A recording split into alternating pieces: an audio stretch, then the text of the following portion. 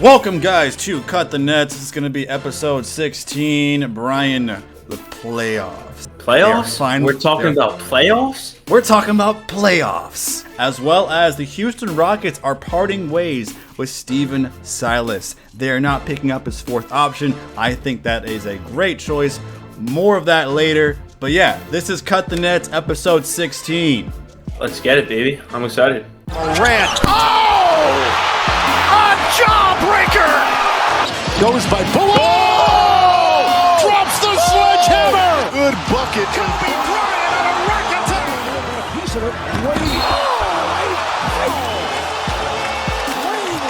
going right. Giannis Antetokounmpo over Chris Middleton. It's a physical game. Oh, my. Vicious slam in the face of Kawhi Leonard. Explosion, the finish. Down to three, down to two, it's a three. Good! Good! He got it! James Harden, a flamethrower!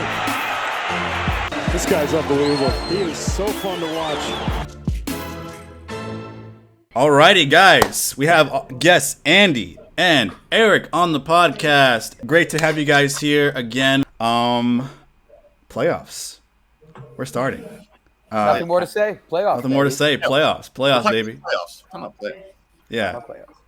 Besides Erik wearing a Charlotte Hornets jersey, there's really no relevance there besides maybe them getting a top 3 pick in the draft. Hey, I'm just saying, there's no point. But hey, you know, you're a Rockets fan. I'm a Rockets fan. I'm not going to mention it, but hey, there's some news going on with the Rockets. But yeah, let's talk about the playoffs. You guys want to do East or West? We start with the West first. Let's go with the West first because this NBA standings was honestly kind of a little bit different than what I predicted. On the playoffs, we've got, of course, the 1 seed Nuggets, 2 seed Grizzlies, 3 seed Kings, 4 seed Suns. 5 through 8 are now locked, and the Clippers are the 5th seed. The Warriors are in the 6th seed. They kind of clawed back from a tough start early in the season, but the Clippers and Warriors avoid the play-in, and we have the Lakers and Timberwolves at the 7 through 8 seed, along with Pelicans and Thunder rounding out the play-in. Yeah, we've got the play-in tournament starting Tuesday, which is tomorrow, against the Lakers and Timberwolves, Pelicans and Thunder, of course. And yeah, that's kind of how we start. So I think the playoffs are very interesting standings, especially that seeds 4 through 9 were pretty much so close within each other. For the first round matchups, we got the Grizzlies taking on, Kings, Warriors, and Suns, Clippers are the only known matchups in the West.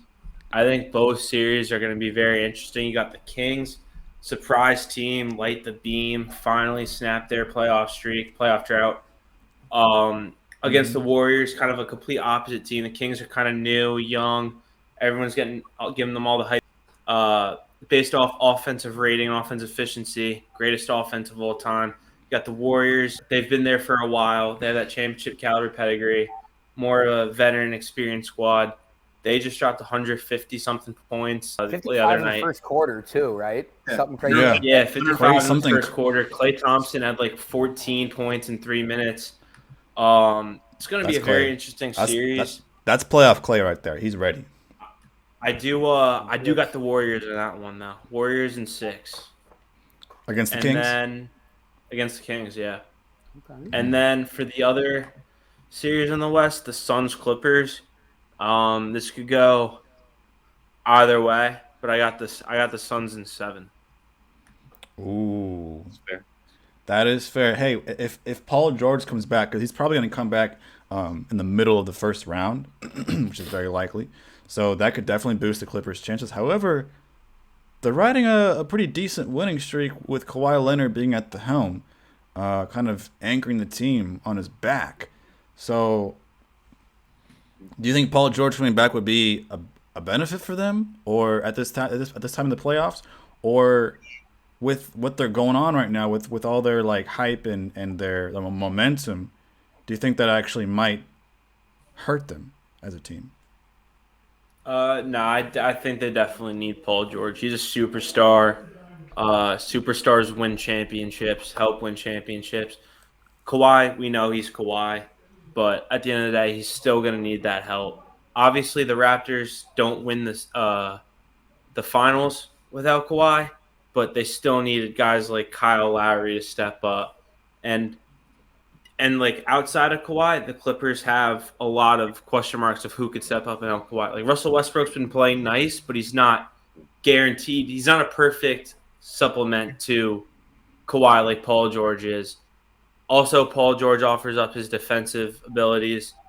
The Clippers definitely need both Kawhi and George, if they, especially for their defense. Obviously, when they're going up against Devin Booker and Kevin Durant.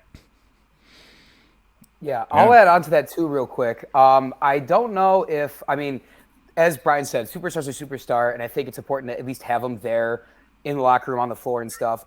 If we're going to talk about the Clippers too, we also probably should bring up that little scuffle that they got into either yesterday or the day before, where Mason Plumlee and Bones Highland were getting into it too. That was a heck of a game. You had that going on, then you had whatever was going on with the Timberwolves. But that's a different story. We'll get into that, I'm sure. Definitely get into that. I do think Paul George being there might prevent that from happening, because I think he's been to the conference finals before when he was with the Pacers. They almost beat the Heat that year. He has that late playoff experience, and I think that if he is there, that just helps shore them up in terms of like from a mental standpoint. Playoff basketball is so much different than regular season basketball. Everything is game planned differently. Everything is much more meticulously crafted. And I think you need to have him there, despite the fact that, I don't know, he's looked really good this year, where he's looked like, what do they call him, playoff P, and then he's looked like pandemic P at the same time. Yeah. You need to have him there as that veteran presence, though. He's a superstar. Even if he's not what he once was, you just need a guy like that to really fire your guys up with how young some of the key contributors to the Clippers are. That's just me, though. I'm interested to see if you or Erik has something else to go on that. Yeah. Erik, what do you got to say about the I am doing my best to be a polite guest here, so I'm keeping my mouth absolutely zipped until everyone is done. What do you mean? I know I'm usually such a reserved kind of guy. All right, so just keeping it concise here. I think that Paul George is a key. He is a huge key to this operation, but I don't know if he's going to be able to come back the way he needs to. But when it comes to him in the playoffs, it's almost like it's saying like they need him because of his skill, but he is horrible. It's not even just like his skill, like in the Oklahoma City game where he got three drained in him on his face. That's a bad shot. Yeah, it's like his last words. It's just bad luck. That's just bad luck. I mean, that dude went to he got on the wrong foot of the bed that day. I don't know, but I actually have the Clippers in 7, but I respect and I understand where Brian is coming from. I do. Tyronn Lue, Monty Williams, they are going against each other in this, and they're both probably arguably the best coaches in the league right now. So it'll be so different to watch in a good way. Like it's going to be like a measure of the minds. So that's all I thought. Yeah, I mean, I don't really agree with your point on Russell Westbrook. I mean, there are sometimes those stretches in the regular season where Westbrook goes off, and there's one of those times. You've seen his playoff performances. They're like at times really amazing, but his bad stuff outweighs the good. He becomes erratic on the floor. He can't hold the basketball. He turns it over. He tries to, get that quick foot step and then airmails the ball out of bounds. So I just don't really see like his, and he's older too.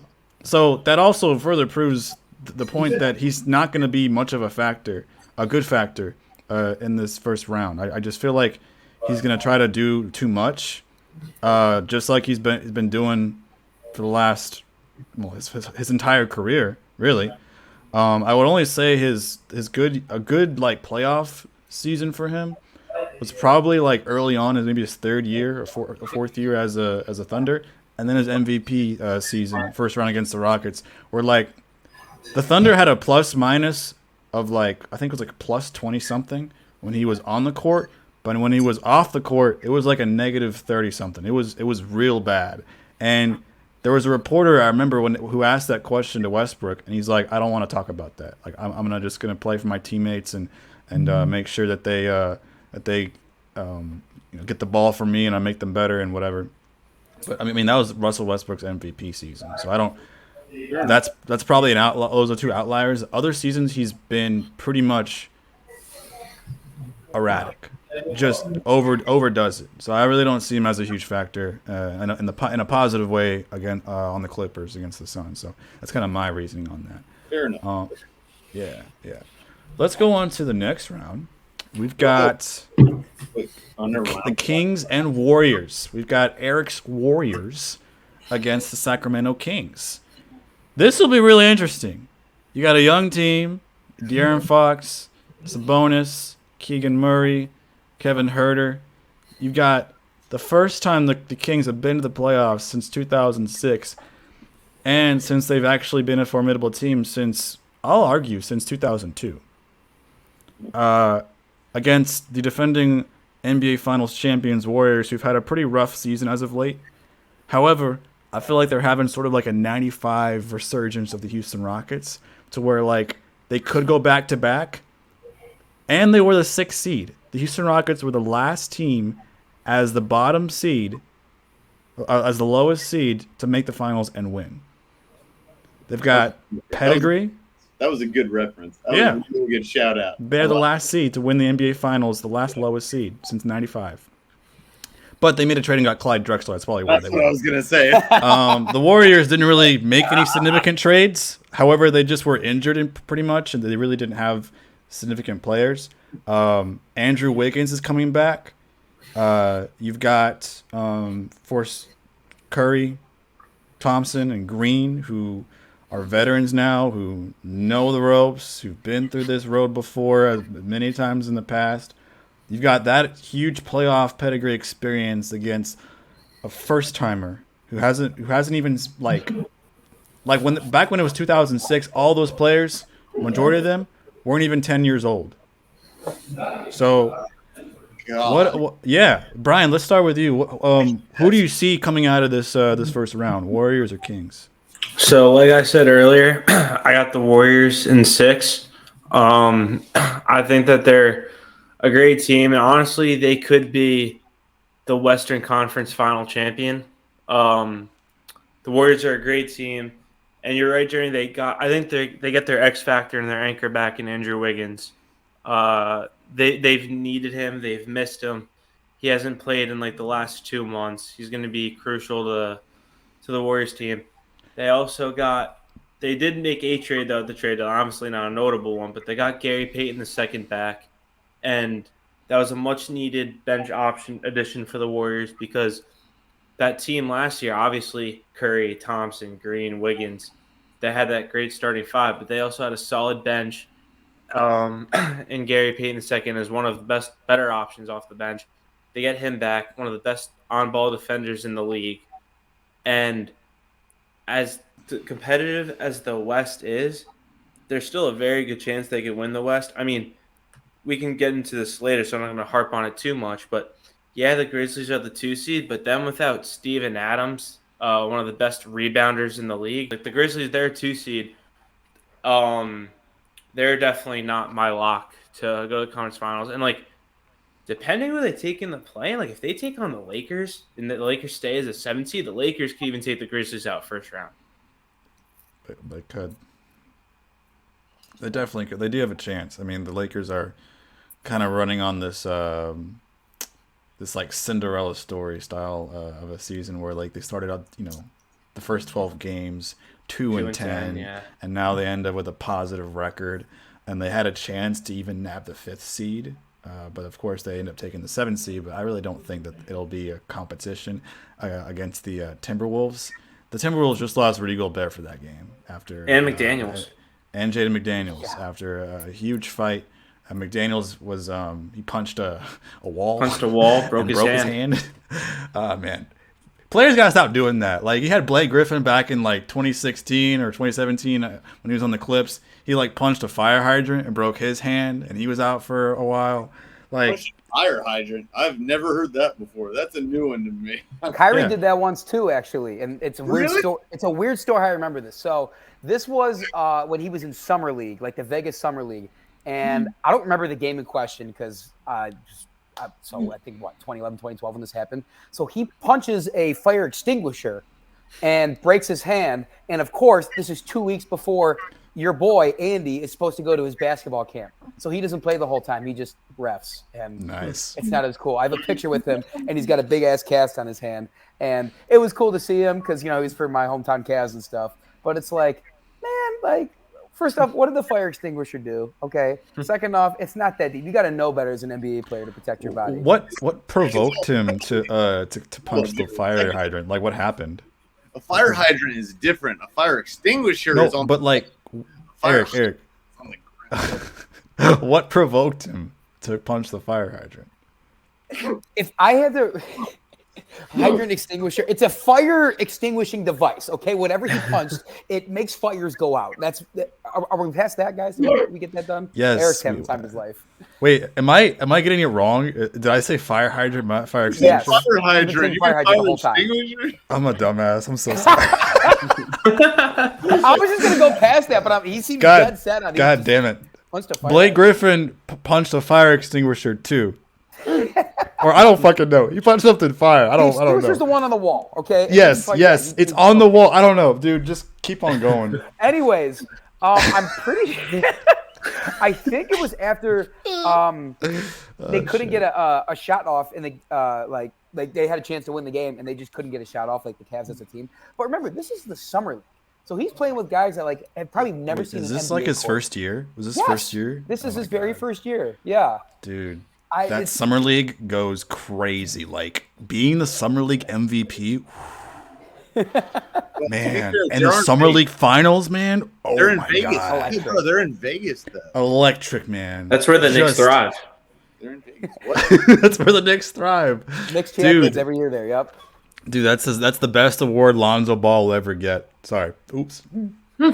Wow. Oops. Wow, Damn. that was really mean. Did not mean to say that. Sorry, LeVar Ball. You're great. You're great. Your said LeVar? your predictions suck, but you're okay. You're.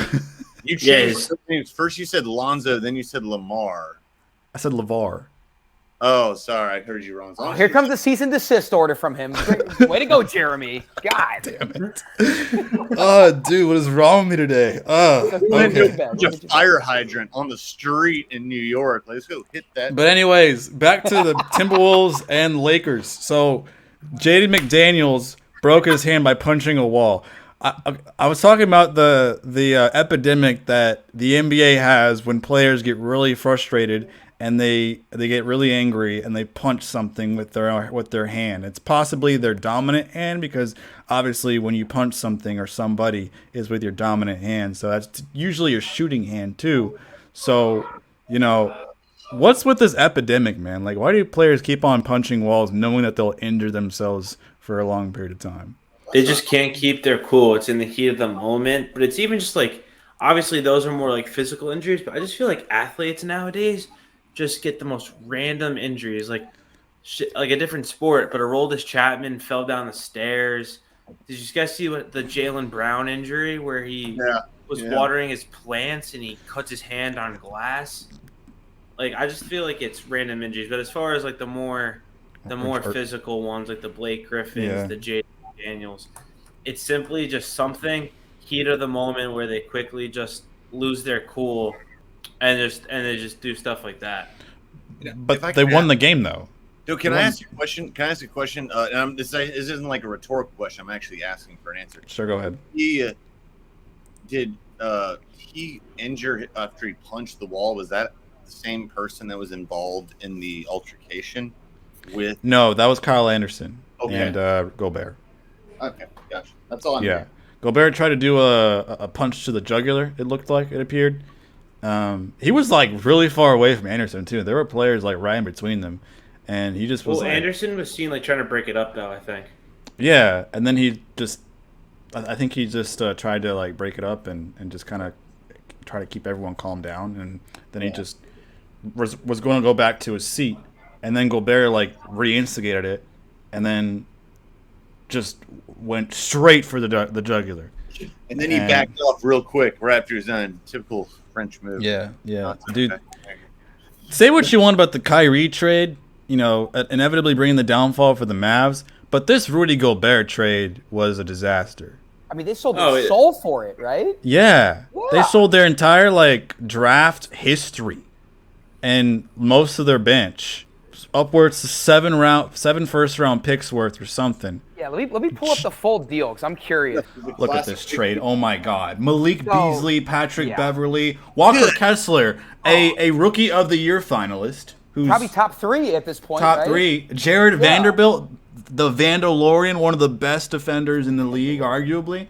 And then 4 first-round picks and a pick swap. My God. For Rudy Gobert, they couldn't get, the Wolves couldn't get anything else. That's the thing that beats me the most is 4 first-round picks.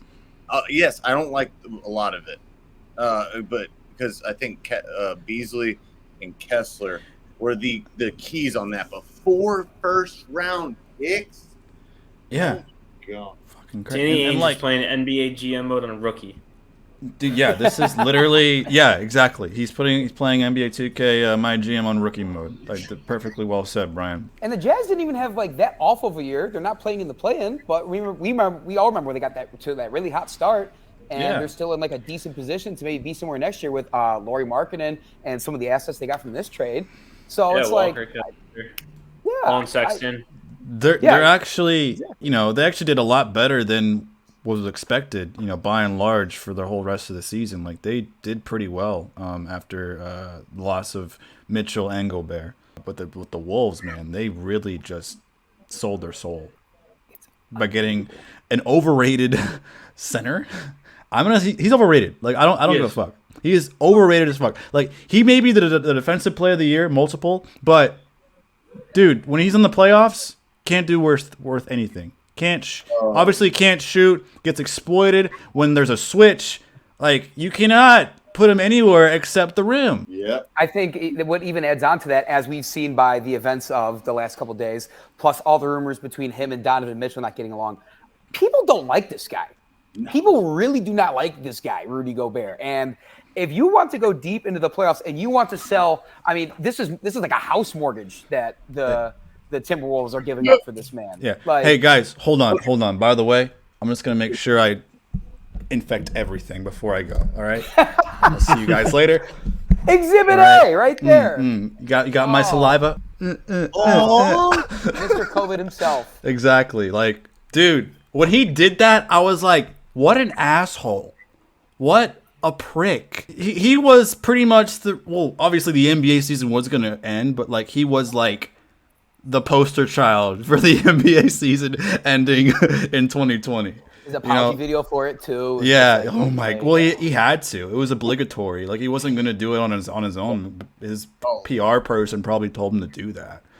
So just hit the nail. We're not even talking about how the Lakers are going to fucking cream the Wolves. It sounds like a given. What's funny is that two or three of those players are on the Lakers. They were on the Wolves. Vanderbilt and Beasley. That's right. And D'Angelo Russell. Yep. Hey, by the way, I disagree. Bro. Wolves are going to beat the Lakers. You're on meth, dude. You are on drugs, my guy. Don't even. I see. No meth. I don't know. Bro, no. No, I think they're going to surprise you. I got a feeling. Look. I got the Wolves in the first round, but they're the 8th seed.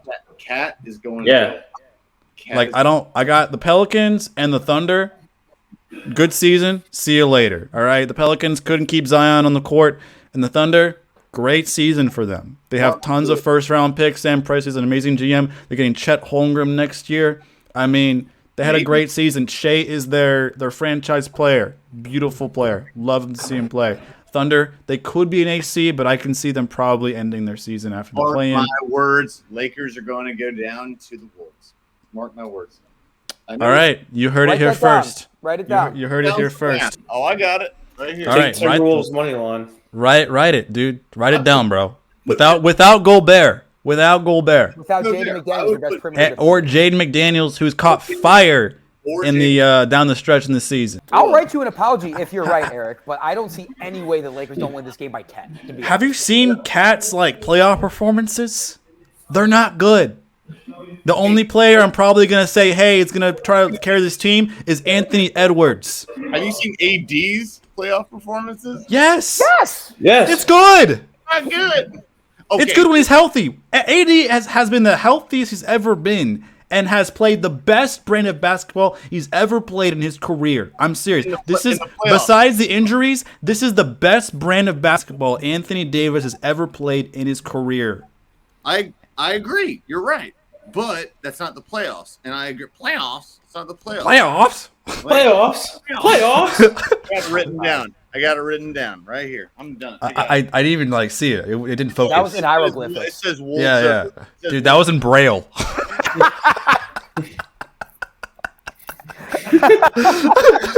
It's down. We got it at least. All right. Do we want to talk about let's move on. Wolves over the Lakers. Dude, your handwriting. Oof. I know. My handwriting is Did you join the army? Or why is it all caps? I have no idea. He's a doctor. He's a doctor's handwriting. Let's move on to the Thunder and Pelicans. Do we want to talk about the Thunder and Pelicans? Do you think they'll have a chance, even though I mentioned they won't?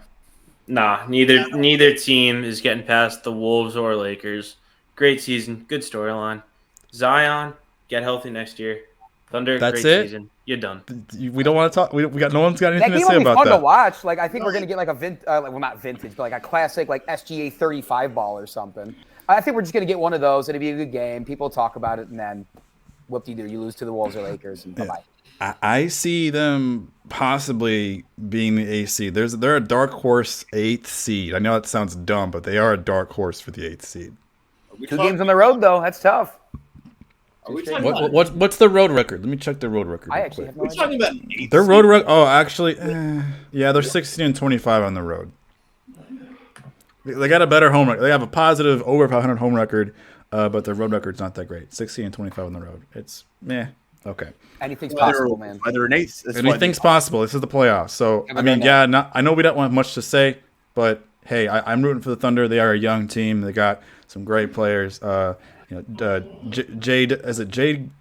J-Will? J-Dub is the Rookie of the Year candidate. J-Dub is Rookie of the Year. Yeah. He's a beast. Yeah. He's a beast. J-Dub is a freaking beast. Was a sleeper. Sam Presti knows what the fuck he's doing. You got Josh Giddey, the Australian, who has no ball handling skills but can drive to the basket with ease, which is that's awesome. And you got SGA, was mentioned earlier. You got Isaiah Joe, who's a knockdown 3-point specialist. They're It might not be this year. They're promising. They are the 09 Thunder right now. That's my Ooh. That's my wow, that's high my take. That's my take. They are the 09 Thunder. Sam Presti is building another Harden, Durant, and Westbrook and Ibaka. He's got the makings of that. He did it. He did it once. He can do it again. Wait, who was on meth? There we go. Excuse me. The Thunder had a really good season. Okay, I have some shit to back it up from. Okay, I have evidence. Durant. Did you watch the NBA season, Erik? Matter of fact, I do. I watch Kevin Durant and Russell Westbrook. So we have the triple-double champion, and we got Kevin Durant. Yeah, well, that was when Westbrook and Durant were in their prime. None of these players are in their prime yet. Okay? I don't know. I think this is what do the kids say? It's an uncommon Jeremy Gretzer L. This is. We must be high on angel. Listen, you want to say the Thunder are a good team? Yes, they are the best 40-42 team I've ever seen. Sure, they're still 2 games under 500. The only reason they got into the playoffs is because it's a Mickey Mouse playoff format with the play-in. Listen, is their future bright? Yes, it is insanely bright. Chet Holmgren can be a star. Shai already is a star, but to compare them to a team that had 3 future first ballot Hall of Famers, let's pump the brakes here. Chet has his injury concerns already. We don't know what he's going to be like.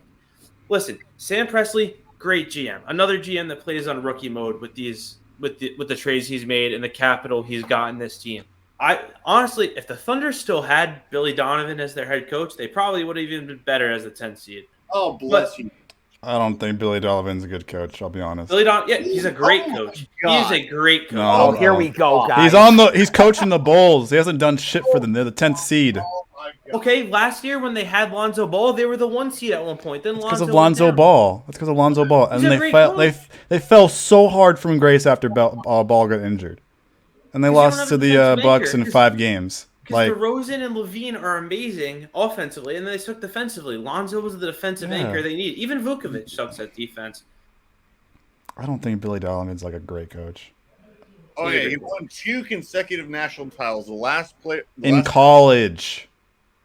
I don't think he's a great. Team was overpowered, and they beat I don't think he's a great NBA coach. There's a difference. There's a difference between college and NBA. He got him to the finals. Wait, wasn't he the one who coached him to the finals, right? With KD and Russell Westbrook, right? No, that was Scott Brooks. That was Scott Brooks. Billy Donovan came after, I think it was 2014, 2015. Really okay, he had a bad season with the Bulls. How'd they do last year? Dude, Billy Donovan, with KD and Russ in their prime, blew a 3-1 lead against the Warriors in 2016. They did well. They could not handle Klay Thompson's 60-point game. Game 6 Klay. Klay Thompson. What the freak are you talking? Dude, I'm serious. Like, they had a chance. They had a real fighting chance. They were up 3-1 against the Warriors in 2016. Do not, like, let's go to the East. Yeah, let's go to the East. Yeah, Jesus now we're fucking talking. Christ. Yeah. All right. Let's talk about the Cavs and Knicks starting off. I'm not going to say shit. Andy, Brian, go ahead. Andy, do you want to go first? I think I will, yes. So if you couldn't tell, I have the Cavs winning that series. Brian and I, we touched on this in a previous episode. This series is going to be close. It's going to be 6 or 7 games. And to be honest with you, I am somewhat scared that the Cavs are going to struggle out the gate at first. There are not a lot of guys on this team that, especially guys that like make up the core group of this team. Donovan Mitchell has decent playoff experience. He's been to the semis, not the conference finals. And other guys, we have Darius Garland, Evan Mobley, Okoro, some other of the young guys we have on the team.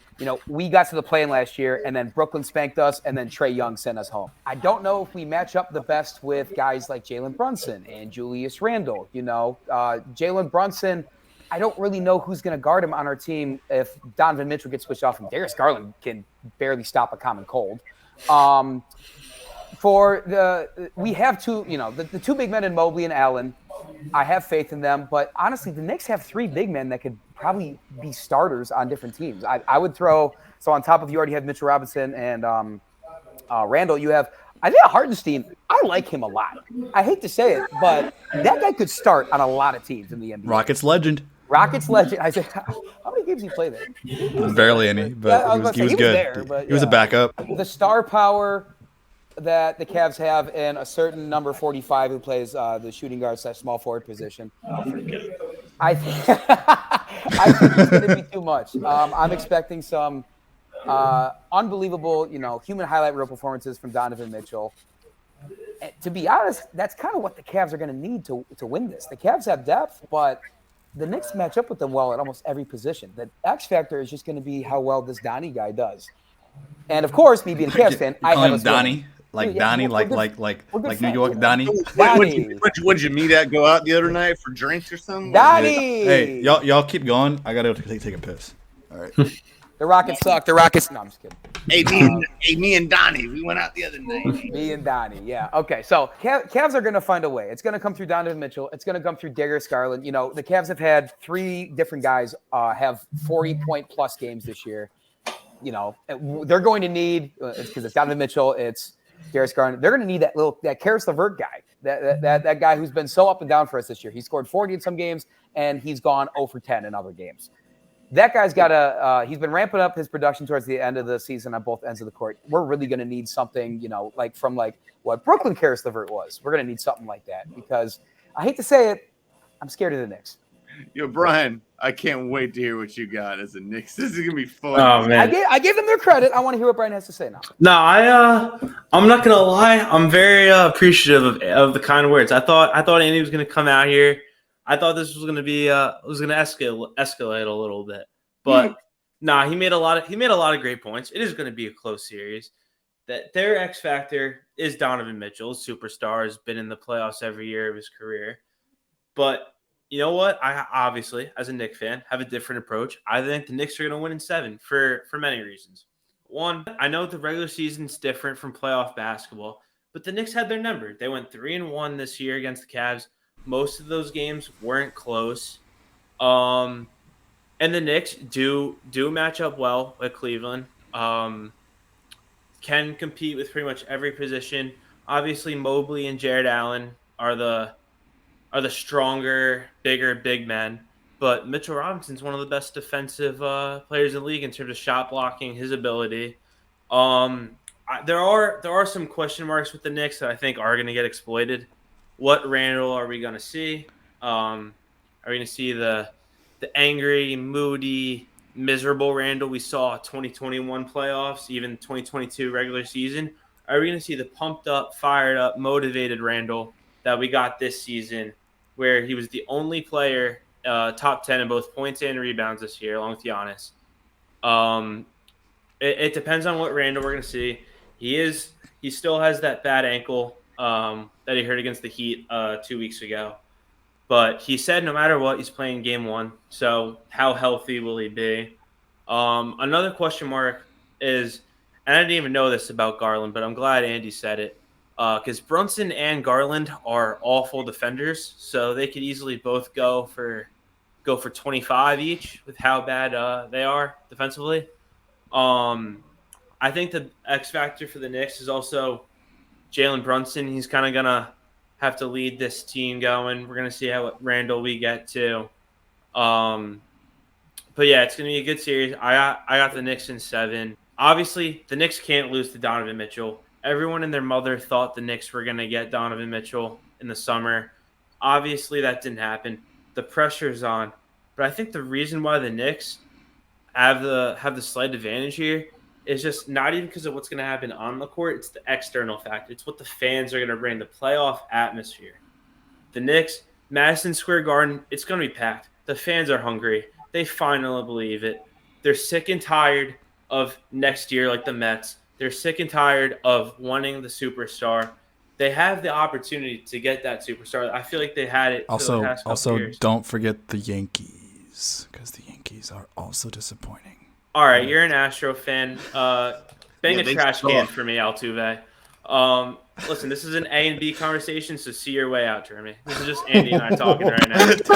Telling your own co-host to get the fuck out. Okay, I got you. Yeah. I'm just a guest. Listen, MSG, best arena in the country. It's going to be packed. MSG makes me go to sleep. Not scared of Quicken Loans Arena. They're going to have 8 fans, Andy and Machine Gun Kelly. Okay, well, he remembers that at least. And Patrick Yen, who attends practice miss. And why was that a good thing? Whoa. MSG, like, you know, the shit you get from Chinese food? MSG. I'm talking to Brian. That's so, okay, 2 quick things I want to say. One, it's adorable that New York fans act like they're, like, so miserable or something like that. We are.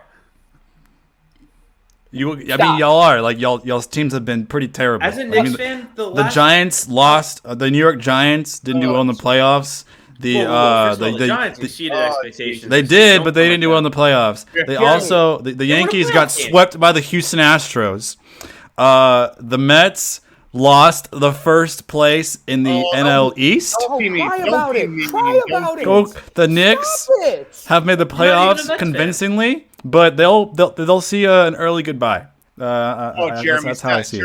Germs, stop being mean. Look, I'm not saying I'm supporting Andy, even though I love Andy. Look, well, no, you're making. I love him like a brother. I love him. I know Andy. I love him like a brother. Okay. Let me interject real quick before you jump in. I can't wait to hear this. RELAX. Relax. All right, let's just chill. Which is what's going to happen actually with New York very soon. Okay, so I want to say, on paper, the Cavs look better. They do. That's just a fact. But I'm going to go with the Knicks, man. I think they're playing hard. They're playing not dirty in a bad way, but they're playing like nitty gritty. Like Brian hit the gym more. Look at that. No, and I think Julius Randle, when he gets in there, he gets in that ass. I mean, come on. Like Maybe on the court. It's almost that. he's good. He gets in that ass. I mean, he's awesome. I think. Wait, he gets in that ass? Excuse me. What? No, What? we're not. Go. Keep going. Barkley, stop.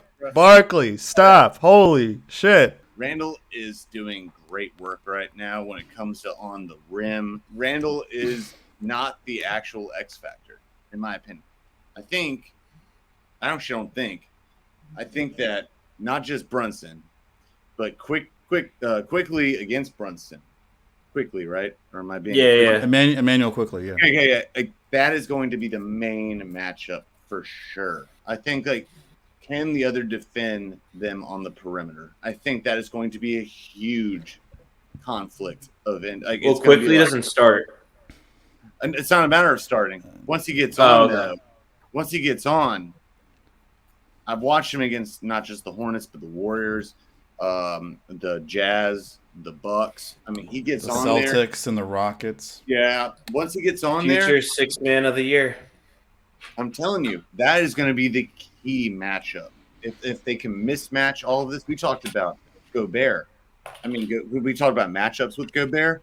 It's a matchup issue with that because then they have to adjust 1, 2, 3, 4, 5. So that's all I had to say, but that's really it. Yeah, Erik, I think that's a good point actually, because with quickly coming off the bench, so that means most likely guarding him will either be a guy like Karis LeVert or Isaac Okoro, who's great. Okoro especially is a great defender, but are they going to be able to continue to, essentially is quickly going to be able to weather them down? And as Brian said, this guy's probably going to be the sixth man of the year. I think.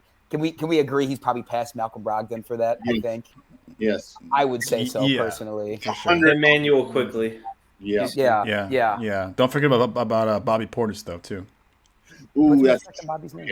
I still go with quickly. Yeah. I want to be confident going into the series. And I want to say that, yes, I think the Cavs have better matchups at a lot of different positions when you talk about position by position and then like the depth of the bench and stuff. But the Knicks just have these guys, Brian said, what Randall are we going to see? Are we going to see the guy that probably can go down there and body like a defensive player of the year candidate like Evan Mobley? Are we going to see the Randall that just kind of, is MIA during the playoffs? Are we going to see the same thing from Jalen Brunson and Emmanuel quickly? Is Mitchell Robinson going to pull down 25 boards on us or something like that? Yeah. I'm scared, but we have Donovan Mitchell. So no, it's a coin flip. I think this is the most competitive series of any of them. Both sides. I agree. So evenly matched. It's awesome to watch. I'm so happy to watch it. Yeah. I mean, as a non-fan of either team, it'd be nice to watch a near evenly matched playoff series with the Cavs going on in 7. So I see the Cavs going on in 7. Not because I support Andy. I just think the Cavs have more firepower, especially in the bench. I'm going with Brian. Brian, I got you. I'm going with you, do I have to point up? Okay. Yeah, you point up. Like, this guy. Yeah. Shout out to Mike Amoroso because we also. I don't know if while I was taking my piss, I don't know if Brian did the Jalen Brunson appreciation. But not formally, but yes. Jalen Brunson has no yips in the playoffs. He's not he's not a player I'm worried about in the playoffs. Huh? No, when it comes to performance. When it comes to playing well. Like, he plays well. Like, dude, Brian, you're not understanding me. Wait. Did you? You're not, no, I am understanding you. You're not. I'm saying watch? that Jalen Brunson will play really well in the playoffs because he has a great playoff history, even though it's a little. Oh, then yeah, I did misunderstand you. Yeah, you misunderstood me. Dude, Jalen Brunson owned the Jazz last season in the playoffs in round 1. Get to the Western. Yeah, without Luka Doncic, because Doncic was playing in the final game of the regular season for some reason. I have no idea why, and had a calf strain. That's the most emotion I've ever seen out of Brian ever. It really is. I really struck a chord in his veins. No, but Jalen, I have no fear that Jalen Brunson will succeed performance-wise. What I'm worried about is Julius Randle. I think Julius Randle is a wild card in this playoff series because, again, as Andy and Brian and Erik have mentioned, he's a wild card. He could play really, really well or get really moody and have a little hissy fit, a little tantrum. So, RJ Barrett, it's funny how we haven't really mentioned him. Is there anything to mention about him, given that he's had a poor defensive season and he's kind of mid at most times, but at other times he's a third overall pick like he should be? Yeah, he's I'd say on either team the biggest question mark. Yeah, he got that 4-year, $120 million extension, 100% an overpay. Yeah, well, what do you see, Brian? Like, how do you see him in the first round? It's gonna be tough. I mean, he's gonna have to step up and hit shots. He's just under a 20-point per game player as a third option.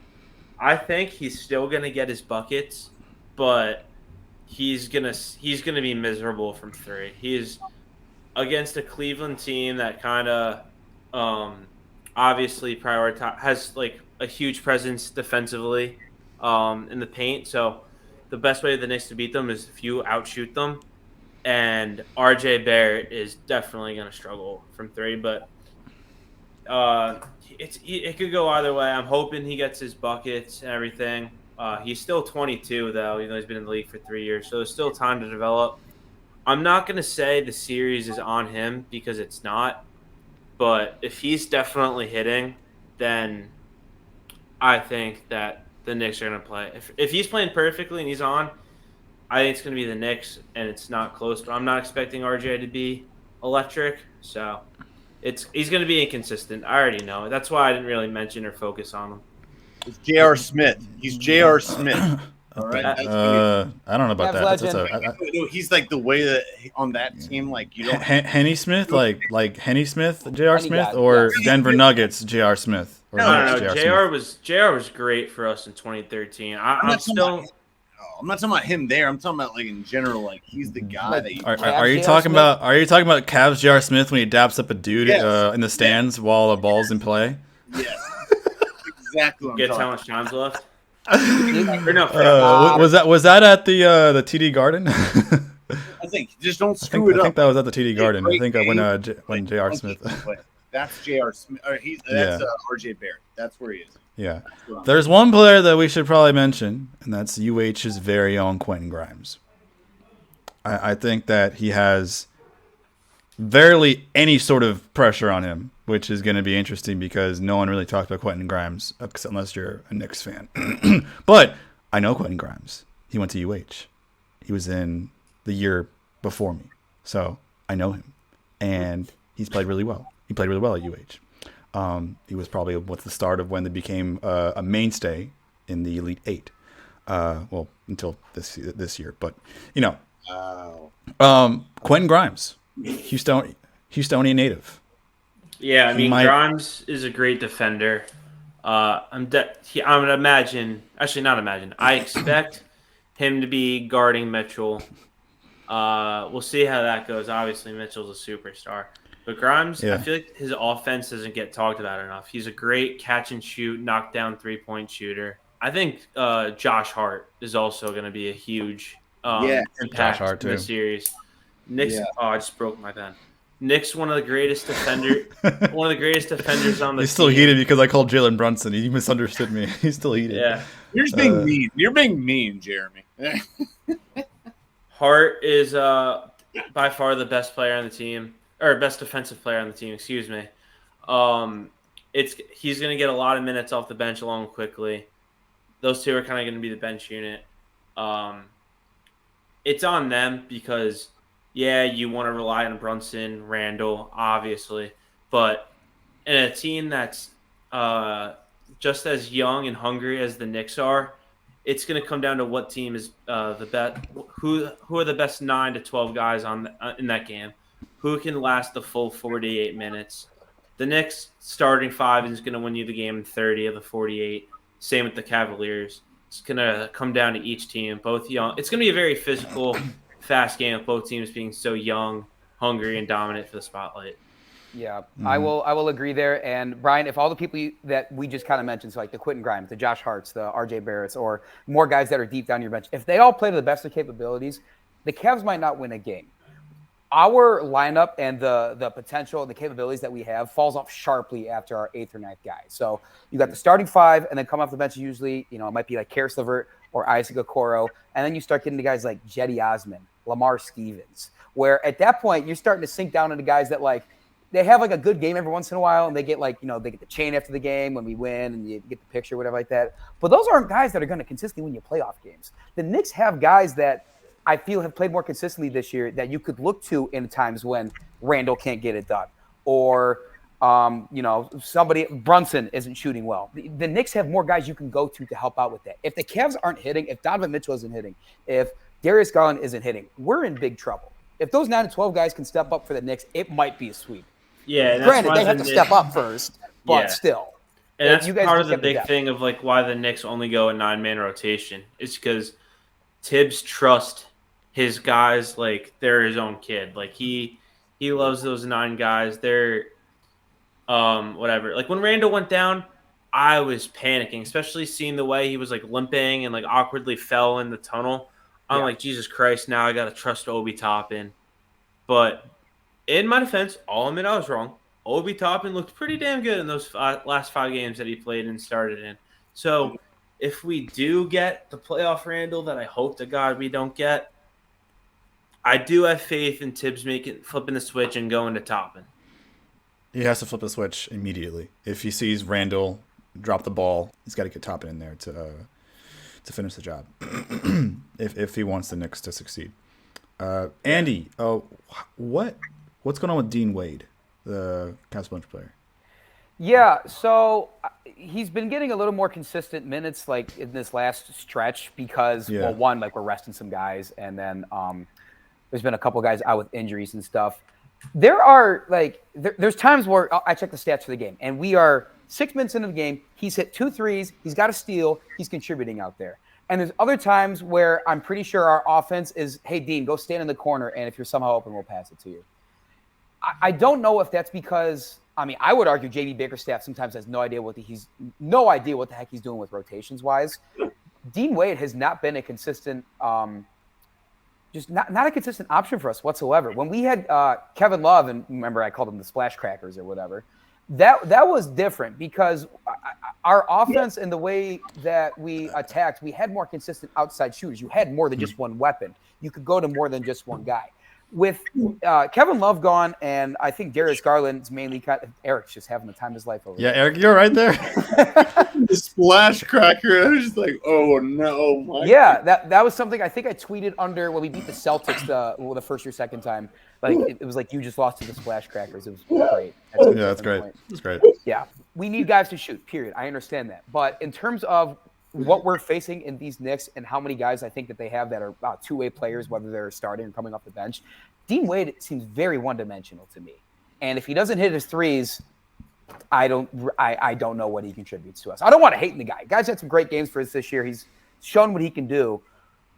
He's going to have to come out and start firing. Maybe he's the J.R. Smith of now, just taller, whiter, and with a beard. I don't know. Maybe. Hey. That's a big difference. Yeah, no, Dean Wade's been all over the place. And you can say that about so many guys, truly, on both of these teams. Yeah.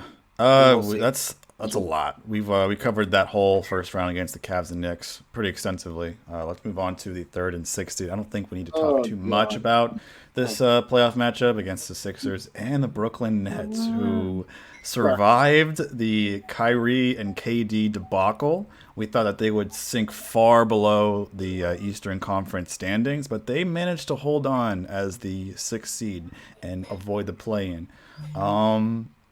Thoughts, man? For me, I think that it's an accomplishment for the Nets. Mikal Bridges is kind of coming to his own. It's just that, it's nice to see that them hold on to a seed and not have to go to the play-in or not even be out of playoff contention for that matter. Better than the Mavericks, honestly. Do you think this is pretty much the end of the road for the Nets, considering the Sixers, dominance? No, not at all. I think. Listen, I'm probably still going to give Sixers the benefit of the doubt and say they win, but it's going to be in 6 games, and these games are some of them are going to definitely be close. I think Jack Vaughn, the head coach of the Nets, doesn't get enough credit. He is the Nets, their season was failing. Like, I'm talking about, like, mega collapse. Like, going from, at one point last year, you had Durant, Harden, Kyrie. Then you have Durant and Kyrie. The championship aspirations. They went out. They both got traded. You thought mega collapse. Like, this team not going to be in the playoffs. Like, as Jeremy said, I said they weren't going to make the playoffs. They avoid the play in their 6th seed. And even though they kind of have a weird, like, funky starting lineup, this team has tons of depth. You got the starting lineup with Spencer Dinwiddie, Cam Johnson, who probably is the most underrated player in the league. He doesn't get talked about enough. Cam Johnson's disgusting. You got Brooklyn Bridges, who, if he can play the way he's played in his Nets tenure, if he can play like that for a full season, he's all-star caliber. He's played great. Then you also got Dorian Finney-Smith, a great defender. You got Nick Claxton, great defender. Off the bench, you got guys like Cam Thomas, Patty Mills, Deron Sharp. You got tons of players that all just gel. Like, Philly also kind of has the habit of choking. Embiid, Harden, Doc Rivers.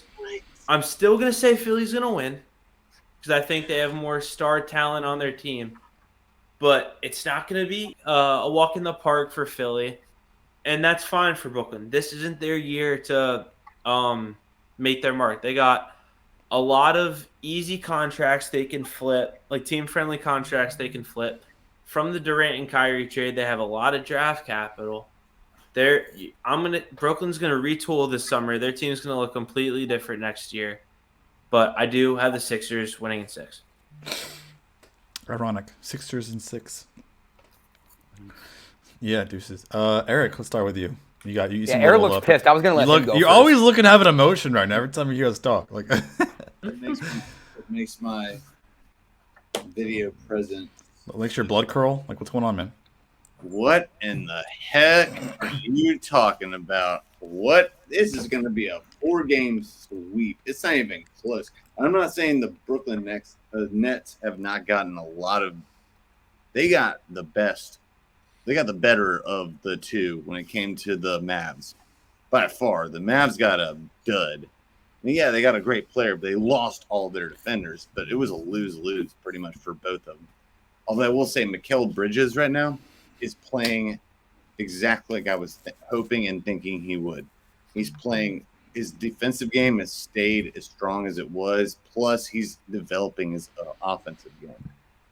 But when it comes to playing against the Sixers, Brian, I respect you and your basketball knowledge so much, but have you not been watching what Joel Embiid has been doing? He's amazing. He's playing out of his gourd. He's MVP level. Yeah, he's MVP level. So he's making people look just embarrassed. No biggie. Oh yeah, but like just because you're an MVP caliber player and you're a championship caliber player, we've seen that with Westbrook and guys like Harden. This determination, the way he's like, that man looks like a rhino. I feel like Embiid, if he was made of steel, he'd probably be the best player in the NBA. He is. He's arguably the top 3 best in the NBA right now. Because Embiid gets injured so much that whenever he's like playing through an injury, he plays like shit. He plays terrible. That dude's the best center. However, when he's healthy, he is unstoppable. He's a freight train. He's the best center. There are, and this is what I've said on my show as well. By the way, shout out to Onside Take. I just want to say also. Hey, did I give you permission to do a plug at all? No, I just wanted to sneak. I'm just kidding. Go ahead. Okay, I appreciate that, and shout out to Back Sports Page. I just wanted to say for real, like it's like he is. There are no positions anymore. There are 1 through 5. There are no. The NBA changed. They changed with the new CBA rules when it comes to like the all NBA teams. So basically, like right now, Embiid, if we're gonna call it a 5, he's the best 5 in the league, hands down. Not even a question. What about Jokic?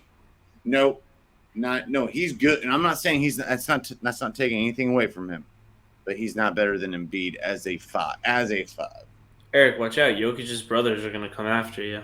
Good. Come at me, bro. You better speak Russian. I mean, you do look like you could speak Russian. I mean, just What? Because I'm white and I'm bald. What's up? Yes. Yes, that's exactly why. You Exactly hit the why. nail on the head. That's exactly yes. why. Yes. Hey, what about Andy over here? He looks like he could be like a spy for the Russian government. I don't know. I have no idea what that means, by the way. I just played Call of Duty Black Ops 1 and heard that. That's his fault. There you go. No, but Embiid, that's 5 in the league. Okay, well let's forget about the fact that Embiid is gonna roll down this. They're gonna sweep. No, they're not gonna. You're calling them a sweep, Eric, right? 4-1. 4-1, gentleman's sweep. Okay, Andy, what about you? So I'll keep it brief. The Sixers are the Sixers. They have Joel Embiid. That's all you pretty much have to say. The Nets are going to show what they're capable of. We're going to get like a 45-point masterclass from Brooklyn Bridges, and they'll pull one out.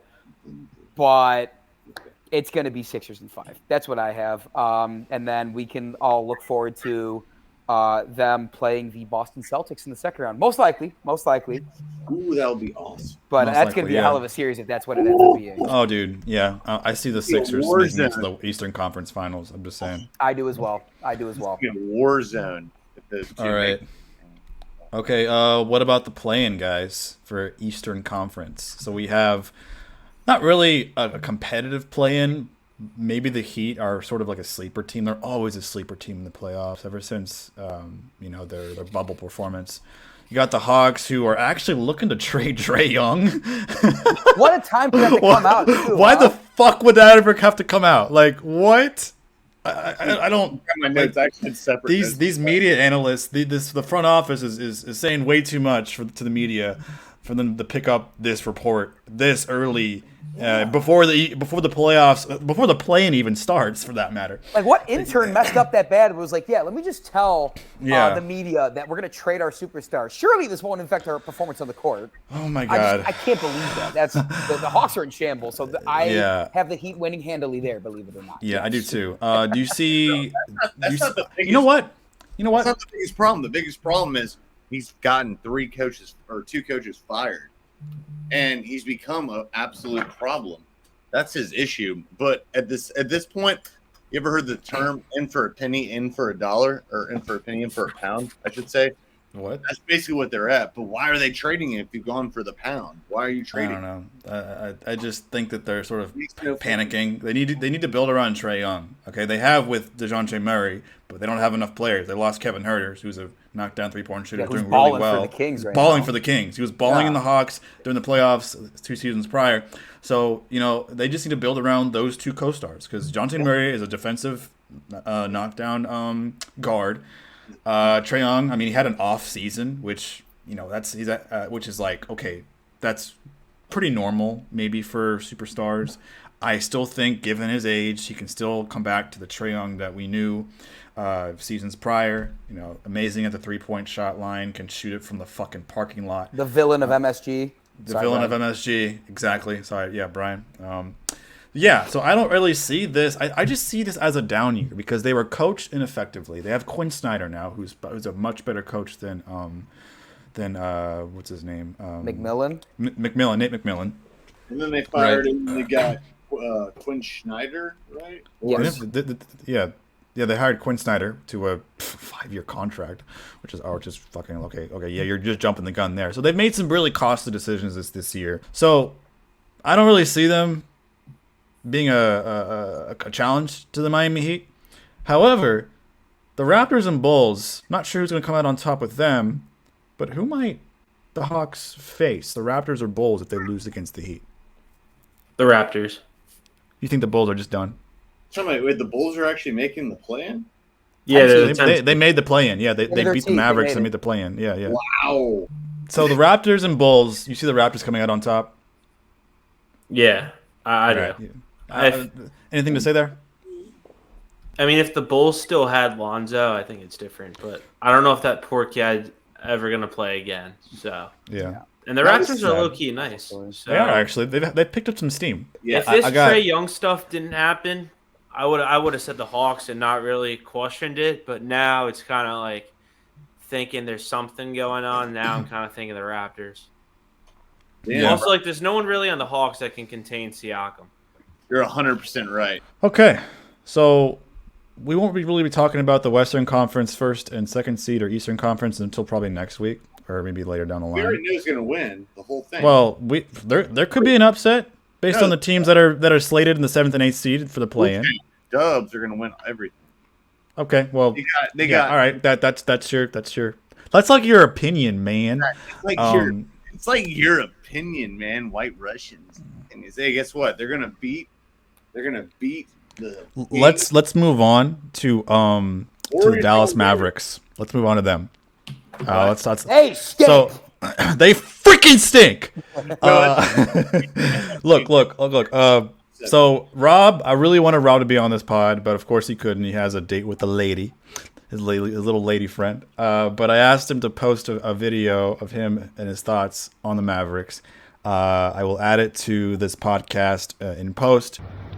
Brian, Jeremy, I'm at work right now.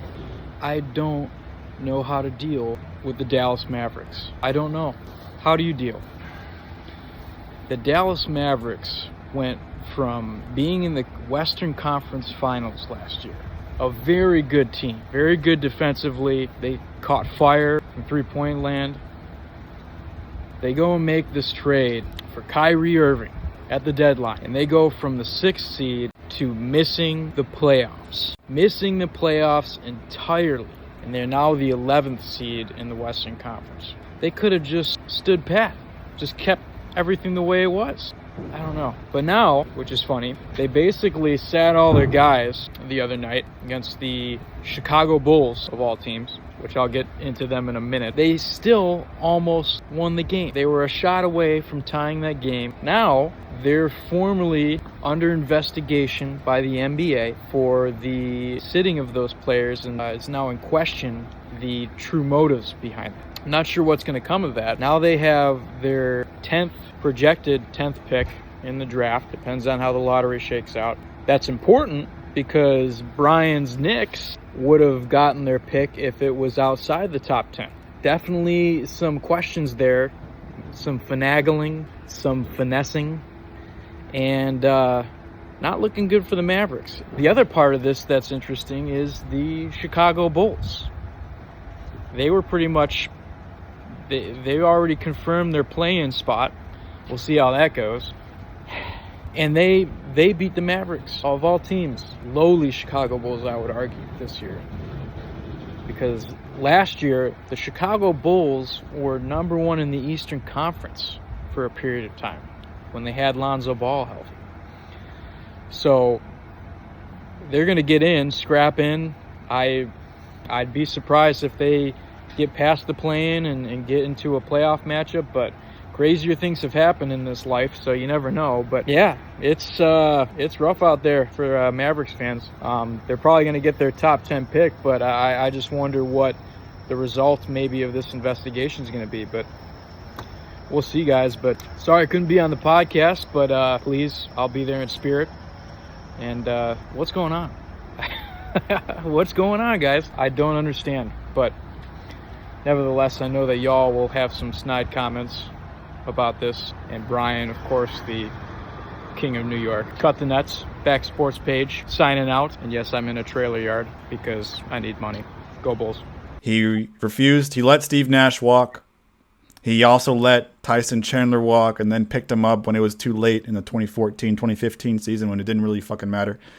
And, of course, the Kyrie trade. He really just drops the ball in the most crucial moments during his tenure as the Dallas Mavericks owner. We're not even going to talk about the GM because, of course, as I've said before, Mark Cuban puts his nose in every part of the Mavericks front office. Yes. So,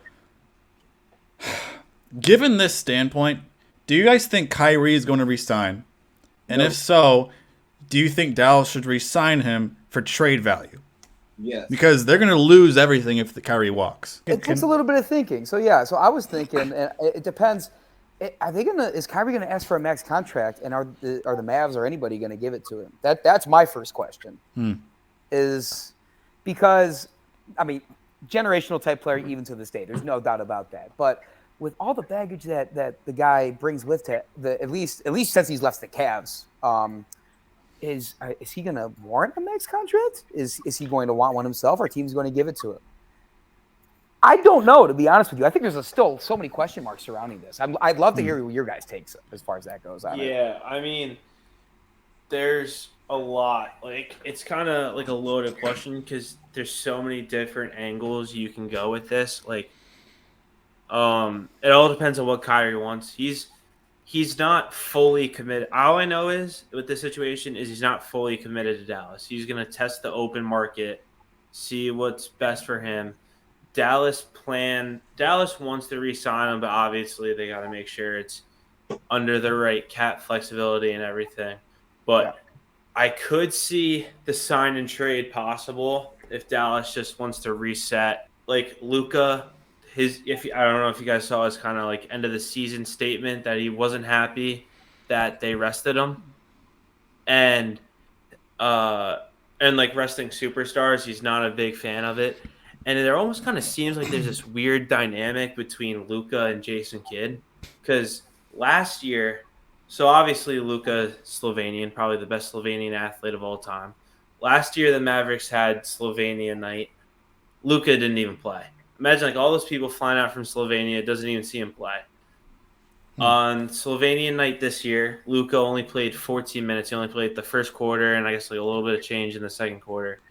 And once again, Slovenian people were annoyed. Obviously, and first of all, wasn't it like their season was like over? Like they could have made the play-in if they won against a Bulls team that rested Patrick Beverley, DeMar DeRozan, Zach LaVine, I think even Kobe White. I'm not sure. They rested all these guys. You play Luka the whole game, even probably the first half, and you win that game. And he only played him 14 minutes. I don't really. They were up, weren't they? They were up for. Yeah, they were up. They were up for about and they squandered a lead. And they asked, one of the reporters actually asked Jason Kidd about that, like, why are you resting Luka, especially when your season's on the line? Once again, you rest Luka on Slovenian night, and then he kind of has like this, like, why is that so remarkable? Like, he played 14 minutes more than last year.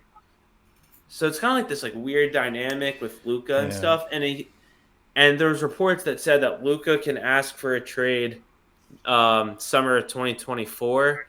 So, and like Jeremy, you said, you kind of got to hit the reset button. If you lose Kyrie outright, you lose nothing. I think what's best for Dallas is you sign and trade Kyrie, and you just try to get cap flexibility and draft picks, and for starters, you got to get better defensively, whether that's through the draft and or free agency. I think a sign and trade is the best option for Dallas for Kyrie. And I think that is 100% accurate, at least from the pragmatic type of thought. You know, I think Brian's on the money with that. I feel bad for. Actually, you know what? I don't feel bad. I'm going to take that back. The Dallas Mavericks have dropped the ball, to say the least, no pun intended, on how they've gotten rid, like I mentioned earlier. They're all Dimwitty and Finney Smith. Excuse me, Finney Smith. Yeah. And then Brunson walked this offseason too. That's true. And they let him go for. That's another mistake Cuban failed to. They let him go, and they let him go for. They let him go for pennies, essentially, for what they actually should have gotten. So it's just they have been, I guess, and there's. I like Mark Cuban. It's not a problem about that. And I'm not going to go, way on with it. But Mark Cuban's effed up hardcore. And he's done that because he's the one that's in charge of the controls. And it's just the team was so good looking last year. They just they should have kept the whole organization together. Go through the draft. But now I don't see them coming back from this. And I don't see Kyrie coming back. I don't see him coming back. It's just why would he didn't even do an exit interview with the media. He bypassed it. He avoided doing it. Yeah, I just see this being like a absolute trap on themselves. Like they trapped themselves. Now it's like, guess what? You lost so much and you gained. Oh wait, nothing. Sand. Yeah. Gained sand. I wouldn't feel bad for them either. They did it to themselves. You're exactly right, Erik. They did. Mark Cuban and the rest of them, the front office, kind of dug this hole, and now they kind of have to sit in it and watch all the other teams succeed with less, and they probably won't even get Wemby, or probably not even a top 3 or 4 pick, right? Because they're probably have some of the lowest lottery odds. And if they if they lotto over 10, they don't get the pick. Yeah, it goes to the Knicks. Yeah. Oh, really? Yeah, that's why Brian wants them to. Trade. Yeah. Oh no, I had no idea. So they're pretty much royally fucked. Yeah, if Dallas's pick falls outside the top 10, Knicks get it. If it's inside the top 10, it goes to next year. And then if once again it's same protection, once again if it's inside the top 10, it would then become either 1 second or 2 second round picks. It's a clusterfuck. Yeah, Mavs stink. Let's move on to the final segment. My Rockets are parting ways with Steven Silas. This is a dream come true, finally. They actually did pretty well. They won 3 more games than their previous year, but they won the last 3 out of 4 games in the regular season.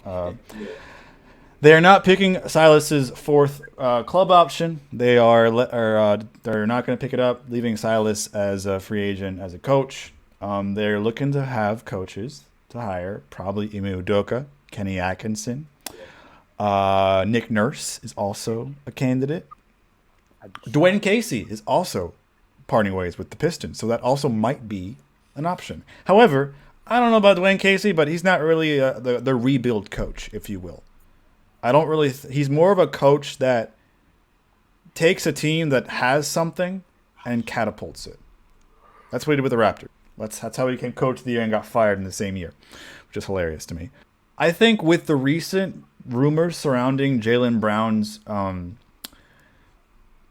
uncertainty with the Celtics, him being disgruntled on the team even though they're going for a playoff run, expect Houston to pursue Jaylen Brown and Ime Udoka so they can lure Jaylen Brown to this trade because, of course, Ime Udoka took the Celtics to the finals last year. I'm not warranting his off-the-court issues, his consensual off-the-court issues. Riz God. A Riz God for sure. That's important lessons for young players, too, especially in Houston. Is. I think that's important, yeah. Especially. There are a lot of strip clubs in Houston, too, so expect to see Ime Udoka to hang out at strip clubs. No wonder why James Harden loved it there. I see why you want him back. Yeah, dude. If Ime Udoka does the same thing in Houston, slap on the wrist. That's it. Slap on the wrist. Hey, it's Hey, that's what we do in the South, baby. Anyways, if the Rockets get the 1st overall pick, trade for Jaylen Brown, sign Ime Udoka, playoffs bound, baby. They're going for it, even without James Harden signing. Not a chance in Blue Hill. I see it. They are. Look, Steven Silas did not coach these players very well, and when you have a team of young players, they are only good. They only have reached their highest potential if the coach is good. Because the coach is the key for them to reach their highest potential, have confidence, make good plays. Oh, Mike Brown, JB Bickerstaff, Quinn Snyder during the early Utah Jazz days. Nobody expected Utah Jazz to make the playoffs on Donovan Mitchell's first year. Nobody saw that happening. Hey, you got to be used to having not a great team occasionally. You know, I'm a Hornet fan, and you got to sometimes just understand. Well, you got to blame that on Michael Jordan. It's going to take some time. It's going to take some time. You got to blame that on Michael Jordan. This is probably the last year that Houston has their rebuild. The rebuilding era is officially over. They're going to be pushing for a playoff position. They're going to be pushing for veteran players, a quality all-star to fit their team with Jalen Green, Jabari Smith, and hopefully get a top 3 pick. Yeah, this is the last year I'm going to start eating carbs, bro. Yeah. Yeah, so I see this as a win for the Rockets. They're going to forget about this season. I'm going to be writing the season report. Erik, quit interrupting me. I'm going to keep in the season report, this end of season report with this news on the Houston Rockets. And yeah, I see a pretty decent off season in the works. Thoughts? So I guess I'll go from like start to bottom of your points here. First of all, it's good for the Rockets. They're not picking up Silas's team option. You mentioned the candidates: Udoka, Kenny Atkinson, Nick Nurse. Another guy that they've reached out to. You're the Rocket guy, you know, or you would know if you want this guy or not. But they've also reached out to former Laker coach Frank Vogel. I don't know about that, man. He's a fourth or fifth option. And Mike D'Antoni, they did reach out to D'Antoni as well. Fuck that. No, we're not. Done. No, he's done. He's pushing 70. He's like he's Popovich's age. Yes, they did. Without the pedigree. Without the titles, yeah. Yeah. But No. Jeremy, I'm with Erik on this one. I think the Rockets should kind of just take their slow rebuild, because like the West, as competitive as it is, it's all stars. They're all like contending for a while. There's not really going to be much shift. So even then, it's still going to be competitive for a playoff spot. Because keep in mind, the Pelicans, assuming Zion would be healthy, that's a playoff team that you would see be in the playoffs next year. I think you use your top 3 pick on a Victor Wembanyama or a Scoot Henderson, and you ride out with Jabari Smith and Jalen Green. And like maybe you could get like a James Harden, or you sign someone. I don't think, as good as Jaylen Brown is, I don't think it's smart to necessarily trade the farm for him when you don't know what success there's going to be. Because as good as Jaylen Brown is, there's no guarantee he can be a superstar one. And also, too, is like another thing is he's in Boston. He was in the finals last year. Could be again in the finals this year.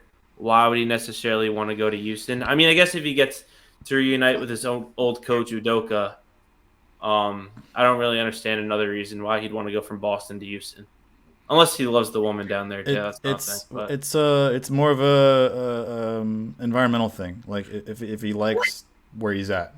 I mean, this NBA culture is about chasing rings and also your comfortability, where you want to actually play. You know, and there's been some issues with Jaylen Brown in Boston on his current emotion, his current feeling about playing for the Celtics. So I'm not saying like the Houston Rockets are a lock for trading for him. There's going to be some compensation they got to give up, obviously. I'm just saying there is some rumors swirling around that Houston may be trying to pursue Brown in the offseason. And yeah, he's going to be a heavy task to acquire and exchange with whatever team that, or whatever players that the Boston Celtics want. I'm assuming they probably want Şengün, probably want some of our draft capital. You really believe that? What? What you just that trade proposition you just said? You believe that? I'm just spitballing. I'm not saying it's final. They're not. I know that there's going to be some draft capital that the Rockets will sacrifice. Şengün is probably going to be in that trade talks too, because he's had a fantastic season that upped his trade value. I don't see, with the Rockets trying to pursue Wembanyama and try to be first overall, I don't see that Şengün has enough time to be on the team if they do choose Victor. So that's also going to be a way for them to get Jaylen Brown, is that they get Victor, and that'll also attract more All-Star players. But Şengün is going to have to go if this scenario if this sort of trade scenario would happen. Okay. Now, if they get to the second or third overall pick, likely we'll keep Şengün. We'll probably try to rearrange more stuff to get to where they want to be next year, but it's basically gunning for the first overall pick or nothing really.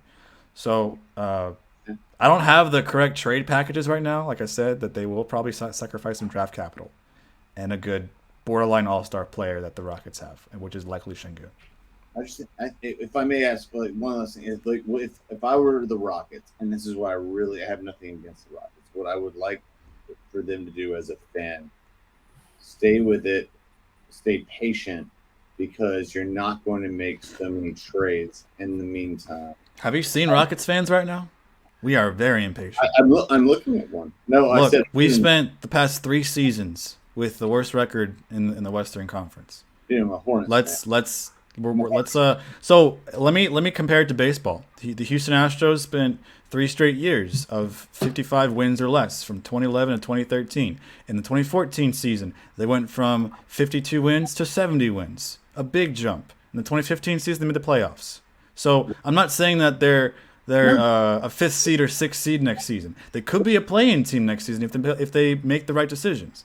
So yeah, they're but exactly, Jeremy. You're proving, like, I guess Erik and I's point. The Astros did it slowly. They had their Jose Altuve's, their Yordan Alvarez's, their George Springer, Carlos Correa's, their Carlos Jeremy Correa's, Pena's. They had all those guys develop, and then when they finally felt ready, that's when they made their splash and they got their Zach Greinke, their Justin Verlander. You gotta remain patient. Keep your first round pick this year, whether it's first or second. You get Wemby or Scoot, and then the year after that, you go all out because that team's ready to compete. I'm not really making decisions here, but there is some talk that Rafael Stone is not ruling out trading a top 3 pick if they get it. Which is fair enough. You should definitely test the waters, but I wouldn't hit send. Again, I don't make decisions. I'm just Hey, I'm just a crying Rockets fan. I'm a disgruntled Rockets fan. That's what I am. Look what I'm working with. Yeah, you guys haven't been relevant since Cam Newton. See this? Yeah, Charlotte should be renamed the City of Mediocrity. Yeah, really, honestly. Great food, great city, beautiful city, but sports, need some work. Hey, I've been waiting for patience. I have been patient, and I'm trying, baby. Guys, next week on Cut the Nets, we'll be playing, not only talk about the playoffs, but we'll also be playing an interesting game with our guests on the line, as well as Brian and myself. So stay tuned for that next week. Andy, Erik, we appreciate you guys for being on the pod. Thank you so much for putting up with me. Thank you. Always a great time on Cut the Nets, fellas. You're great. No, it was awesome. I had a really good time. A lot of bickering, a lot of discussion, a lot of very healthy and important, significant discussions about the playoffs. Get ready for these playoffs and play-ins to start tomorrow. East and West. Let's go. For all of us at Cut the Nets, follow us on Twitter, YouTube, Instagram, Backsports pages, other podcasts. Brian, anything else you got to say? Thank you, Erik and Andy, for joining. As always, go Knicks, and it should be a fun playoff series. Thank you guys so much for watching. This is Cut the Nets signing out. All right, have a good one, y'all.